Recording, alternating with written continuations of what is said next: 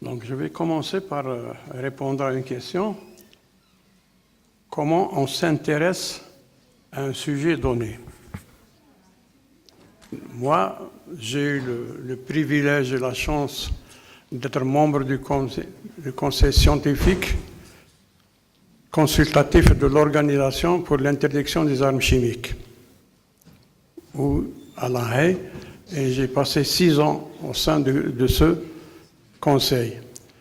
Et une des tâches du conseil, c'est de confier un travail à une personne membre du conseil scientifique. Et on m'a confié la tâche de l'impact des nanotechnologies sur les armes chimiques, sur la convention des armes chimiques. Donc, j'ai commencé à m'intéresser aux armes chimiques et à leur application. Et en plus de ça, j'ai été animé par une curiosité purement scientifique.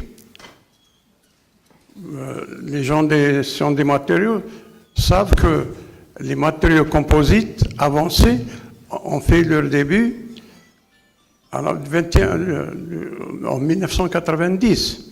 On a commencé à parler des composites avancés. Ensuite, j'ai pris en charge le dossier nanotechnologie. Donc vous savez qu'en tant que scientifique, on s'intéresse toujours à l'avancée des sciences. Et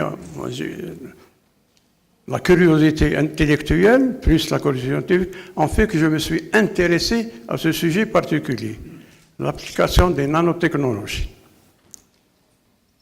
Donc je dis que je vais avancer le titre. Le titre de la conférence, c'est « Liposome as drug nanocarriers ».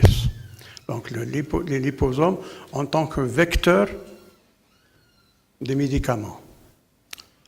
Et vous savez qu'en anglais, donc les Américains disent « drugstore ». C'est là où on vend les médicaments.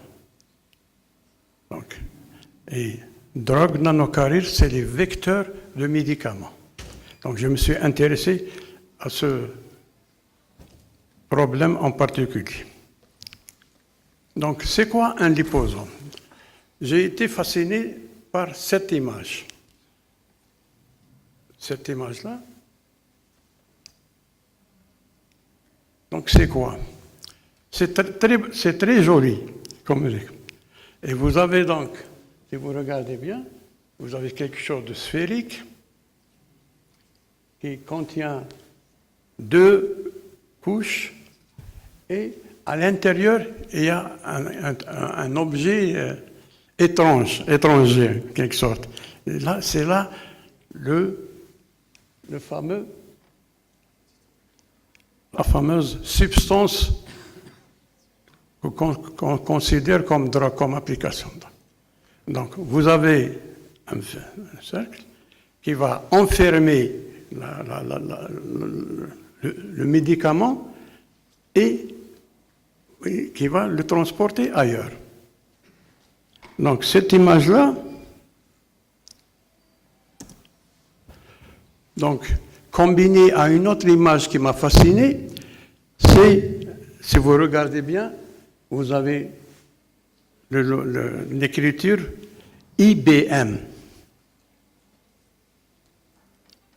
Et si vous regardez bien,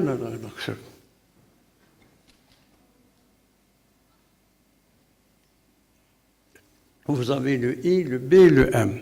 Et si vous regardez,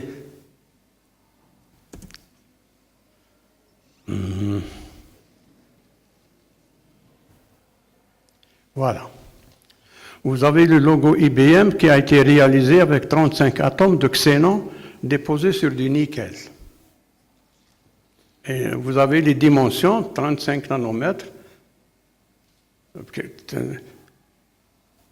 Et cette image a été obtenue, donc, si vous voulez bien, par des chercheurs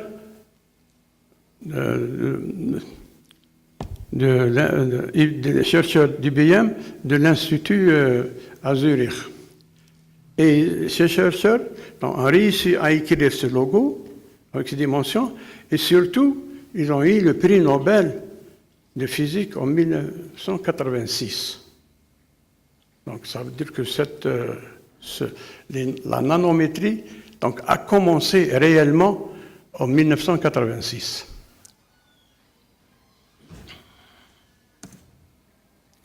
Maintenant, si on suit l'évolution de la science, le concept, on remarque qu'il y a une nouvelle approche à la science de la matière. Donc la matière, il y a deux approches. Il y a ce qu'on appelle bottom-up approach et top-down approach. Donc le bottom-up, vous construisez la matière brique par brique, pièce par pièce. Et vous construisez votre matière, votre pierre. Donc ça, c'est du bas vers le haut. Et l'autre approche, c'est top-down. Vous prenez d'en haut et vous descendez vers le bas. Donc vous prenez votre matière, vous piochez, vous la morcelez jusqu'à arriver à l'élément le plus petit possible, donc l'atome ou la molécule considérée. Ça, c'est une nouvelle. Et cette nouvelle approche a révolutionné la science de la matière. Ça veut dire que, puisqu'on peut morceler et construire un mur, ça veut dire qu'on peut obtenir des matières, des molécules aussi bizarres, aussi bizarroïdes que celles-ci. Et là, vous avez différents atomes, donc qui représentent différents éléments, et vous construisez votre matière, votre atome. Et ça a vraiment révolutionné l'approche scientifique à la science de la matière. Donc je reviens à cette fameuse figure, donc qui est très jolie, et si on regarde de plus près, donc vous avez deux couches concentriques, donc l'une à l'extérieur, l'autre à l'intérieur. Et on verra plus tard c'est quoi.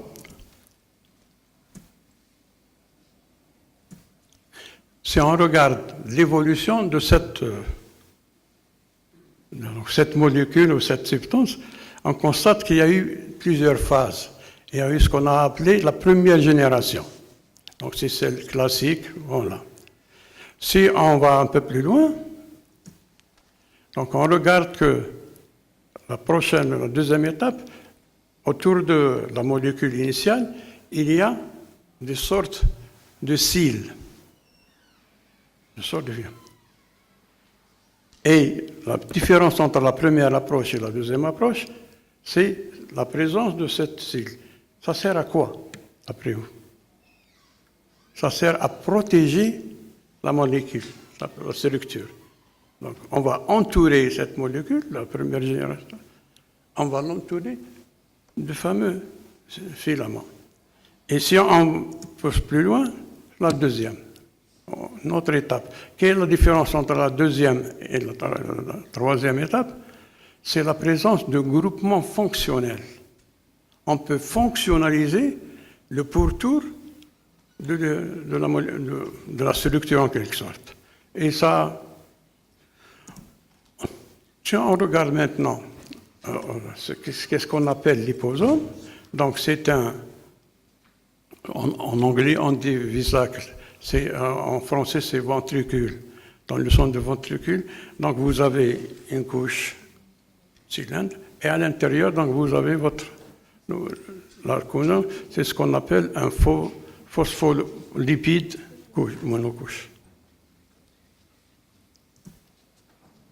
Donc vous avez une partie hydrophile, et à côté de ça, vous avez une partie hydrophobe. Si on regarde de plus près, on constate qu'il y a une forme sphérique du liposome. Ensuite, les dimensions de cette entité, c'est moins de 100 nanomètres. Moins 100 nanomètres. Ensuite, Et vous avez une phase amorphe, aqueuse, et une phase organique. Et ça va servir à quoi? Vous allez en quelque sorte emprisonner dans cette cavité la molécule médicamentale. Donc le médicament, vous allez l'emprisonner à l'intérieur et vous allez le transporter. Donc c'est ça. Vous avez une partie aqueuse, une partie amphiphilique et on peut transporter, on encapsule en quelque sorte la molécule et on va la transporter d'un endroit à un autre. Donc, pour cela, pour transporter vous avez plusieurs architectures possibles. Vous avez de la plus simple, donc une architecture simple linéaire. Ensuite, vous avez une architecture réticulée, ensuite branchée, ensuite, etc. Et on arrive, c'est surtout la dernière partie, donc la structure dendritique, c'est essentiel parce qu'elle permet vraiment d'emprisonner le médicament. On va l'emprisonner et on va le transporter ailleurs. Donc voilà par exemple, donc vous avez des éléments de médicaments, de molécules, et qui sont emprisonnés dans cette structure.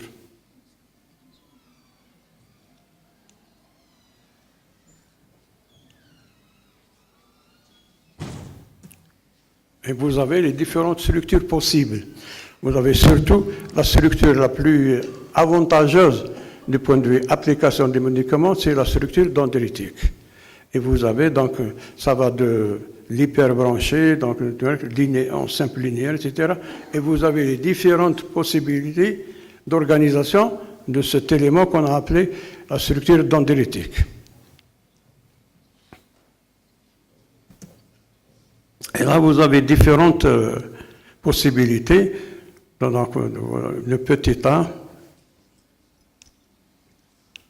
le petit B, etc. Et vous avez différentes structures, différentes architectures qui permettent, j'aime pas le terme emprisonner, mais c'est le terme qui convient, emprisonner la molécule, la structure. Et ce qui est intéressant, c'est que, par exemple, dans la troisième phase, vous avez l'effet, par exemple, du pH. Sous l'effet du pH, vous faites varier le pH de votre milieu, vous brisez la structure. Donc, et ça permet donc il y a du pH, il y a la structure, donc ce qu'on appelle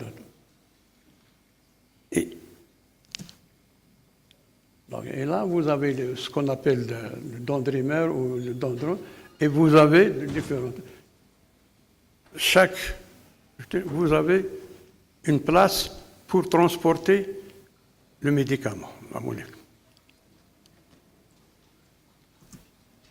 Là, vous avez ce qui est organisé, une structure très facilement obtenue, etc.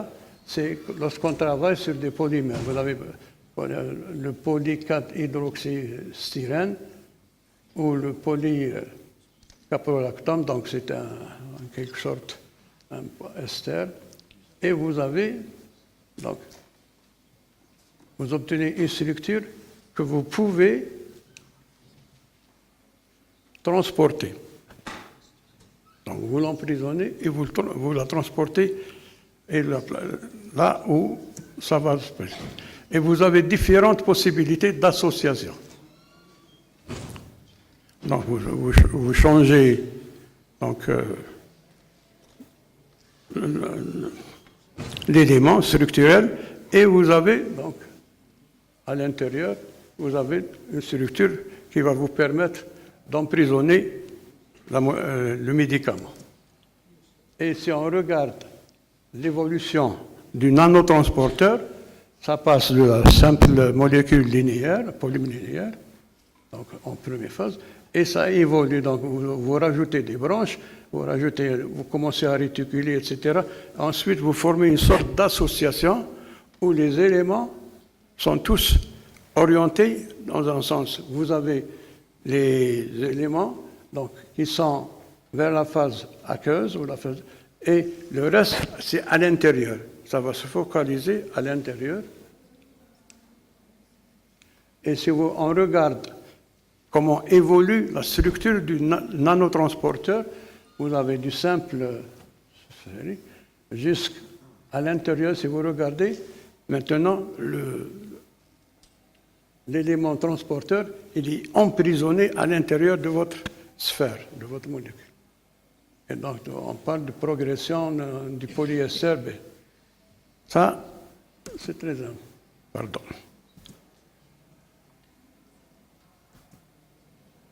Si on regarde, lorsqu'on place cet élément, cette molécule, dans un milieu où il y a un environnement, et on regarde l'effet du pH. Vous passez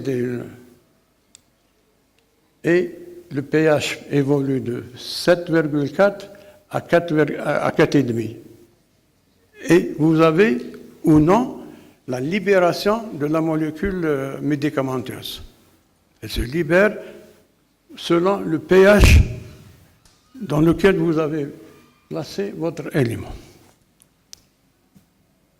Donc, et des fois, sous l'effet de l'impulsion, c'est que la molécule dendritique, donc, elle est encapsulée, donc vous regardez.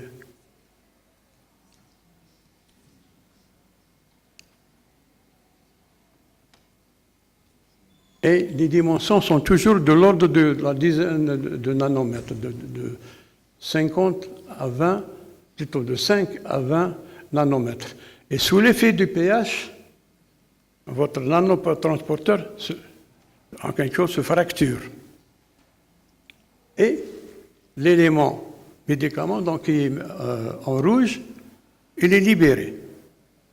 Donc, et il va attaquer donc, la cellule malade. Donc vous avez cet effet, et c'est sous l'effet de simplement rayonnement ultraviolet, vous avez cette phase. Donc vous avez l'empreinte qui est emprisonnée, vous l'irradiez et ça va se libérer. Donc, et là, vous avez différentes, je propose différentes structures, différents éléments chimiques, et vous avez votre élément qui est emprisonné, et ensuite, sous l'effet du pH, etc., ça va se libérer, ça va se fracturer, et vous avez les différentes phases.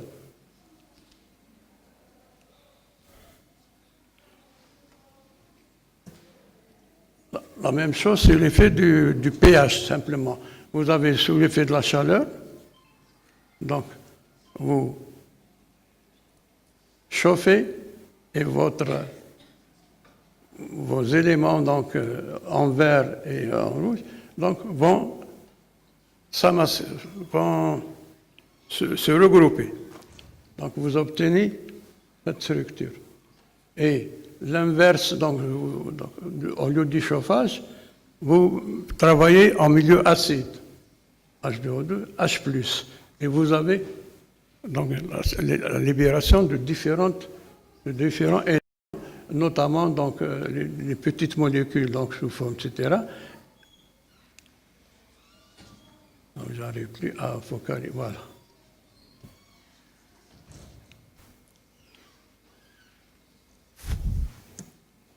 La même chose, donc, vous avez une structure dendritique et vous allez l'emprisonner, pour ensuite la transporter et la libérer. Et vous avez une application, c'est pour les cellules, les globules rouges. Donc ils s'amassent et sous l'effet donc juste donc, du dendron que vous choisissez, vous avez la libération des globules rouges. la même chose, j'ai trouvé ce schéma dans une revue qui s'appelle Biomacromolécules, et vous partez de l'élément. Donc vous avez la morphologie HBC, les gens connaissent, donc, et vous avez l'hémoglobine, et vous passez de cette structure, disons, à la structure où vous avez un ensemble de globules séparés.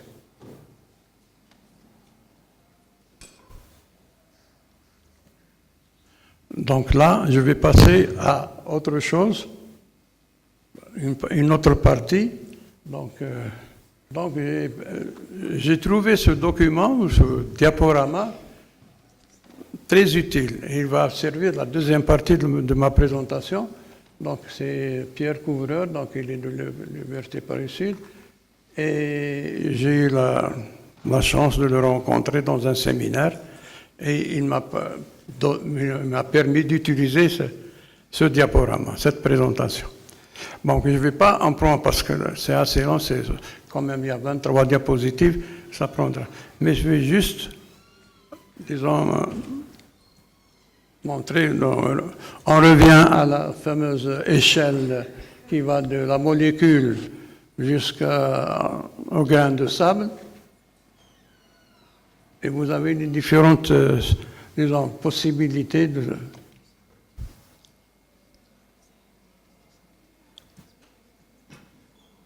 Donc, ce qu'on doit tenir compte le premier, c'est que ces molécules, ces liposomes, sont des systèmes organisés. Donc, et vous voyez, donc c'est quoi un liposome? C'est avant tout un phospholipide. Donc vous avez une tête hydrophobe, une queue hydrophile, et vous avez cette structure qui va se répéter et vous obtenez votre molécule. Donc vous avez toute la nature. Donc je vais passer à... les gens intéressés par ce diaporama, je peux le laisser à Madame Lili, donc vous pouvez la voir sur votre... donc vous avez tout. Donc je reviens à la fameuse structure, et c'est surtout donc insister sur le fait qu'elle est sphérique, qu'elle fait moins de 100 nanomètres de diamètre, et ça a la forme d'un ventricule, vésicule plutôt. Et ça a connotation avec vésicule biliaire. Si vous connaissez la photo d'une vésicule biliaire, c'est exactement cette structure, cette forme. Donc, et ce qui est intéressant, c'est que ça a une ou deux couches. Donc, donc ce liposome-là, donc comment on le forme, etc. Donc il y a toutes les possibilités. Donc donc c'est comment? Parce que c'est comme lorsque vous mélangez de l'huile avec une solution et vous agitez et les particules d'huile se détachent de la partie aqueuse. Et vous avez cette formation qui se fait. Donc, ça peut se former sous l'énergie. Donc, au lieu d'avoir quelque chose d'uni, en quelque sorte une seule phase, vous la scindez en trois phases différentes. Donc, vous avez multicouches et monocouches.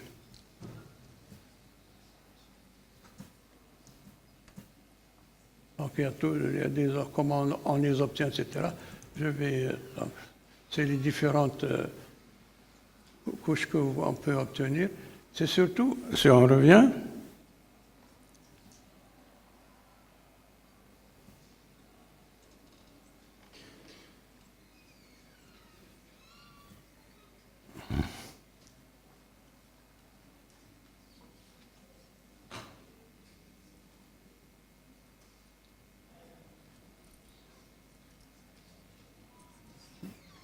vous pouvez partir d'une structure polymérique, donc monomérique, jusqu'à obtenir un polymère. Donc là, des tensions actives.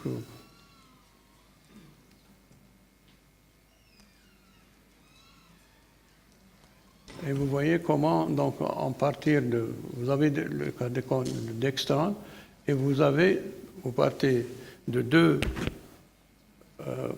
en quelque sorte de deux, et ils vont se réorganiser pour obtenir, donc vous avez toutes les têtes qui se rassemblent et toutes les queues qui restent en phase différente.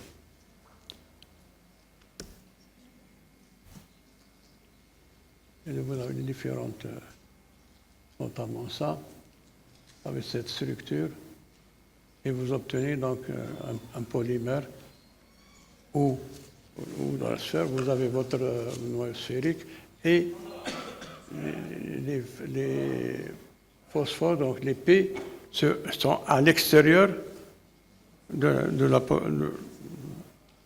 structure. Donc il y a les différentes...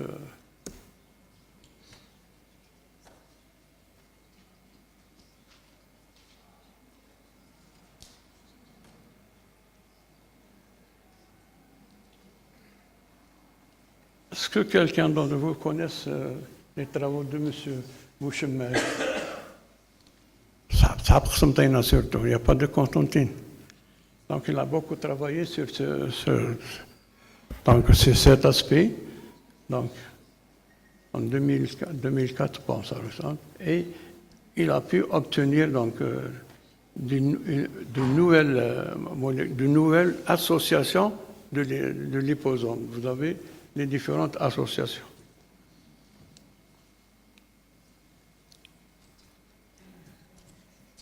Vous avez comment on les prépare, etc. Donc ça c'est technique, technologique, etc.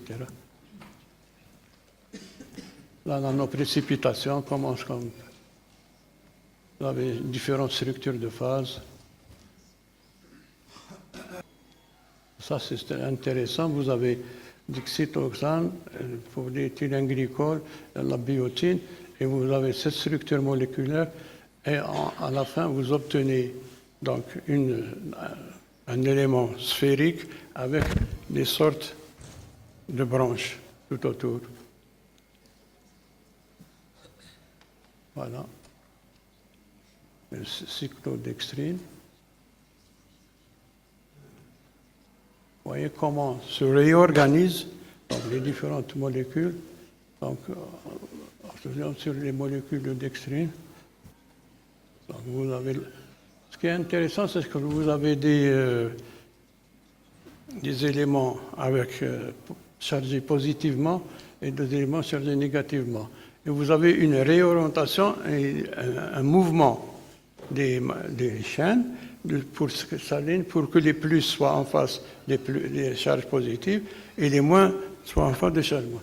Et vous avez une réorganisation,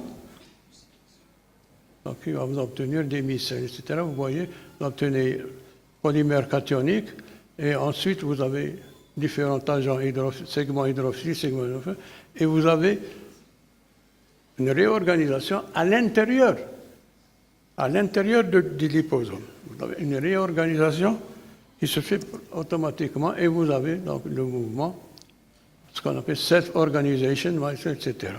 Donc le fait que les plus viennent en face des moins, et vous avez, donc, et là, vous avez, je vais terminer avec ça, donc vous avez votre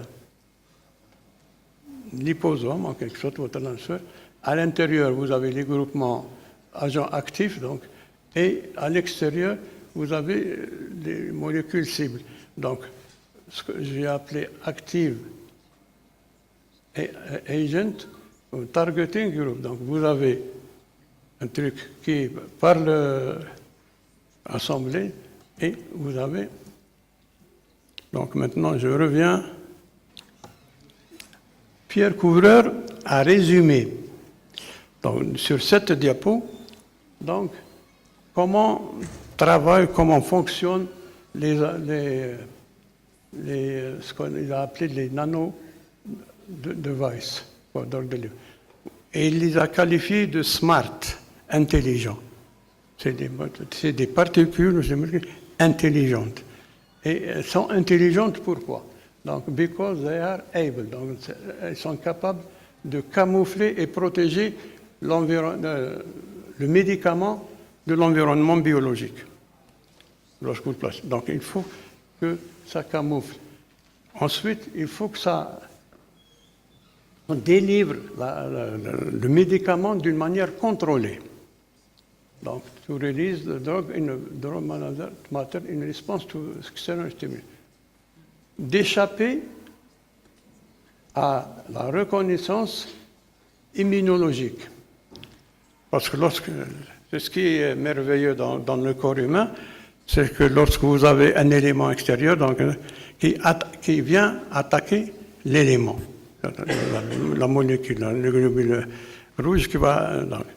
Donc, c'est que la nature va répondre. Par exemple, par la reconnaissance de ce qu'on a appelé, les biologistes, les chimistes appellent le système rétino-endothélial. Et ça va permettre de répondre à l'effet désiré. Qu'est-ce qu'on cherche lorsqu'on introduit un médicament? Quelle est la réponse qu'on a? Donc, il a juste terminé sa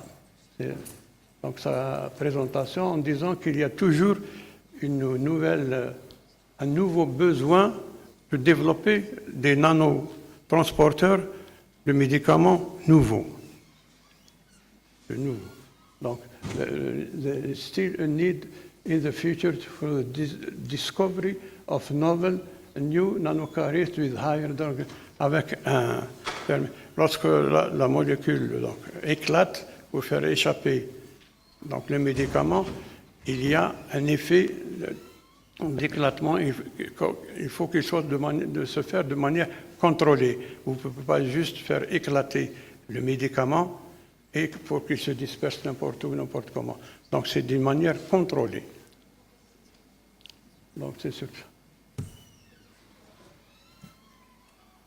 Donc je préfère terminer avec ces deux diapos. C'est surtout, donc il y a des collègues physiciens, surtout. C'est que la première, donc la première remarque, donc, I seek not the answer, but I seek to understand the question. Donc à l'époque Galilée, à l'époque, donc quand il était en face de cette question, il a dit que je ne cherche pas à répondre à la question. Je cherche à comprendre la question. Donc, c'est comme on dit, donc, comprendre une question, c'est apporter 50% de la réponse. Donc, il faut d'abord comprendre la question. Et ce que là, pour les physiciens, donc, the Earth receives from the Sun in 1 hour the amount of energy consumed by the world in 1 year. Et ça, vous pouvez le vérifier. Vous prenez des livres de physique. Donc, en 1 heure, la Terre reçoit l'énergie consommée par le monde entier, par l'univers, en 1 année. D'où l'intérêt de s'intéresser donc,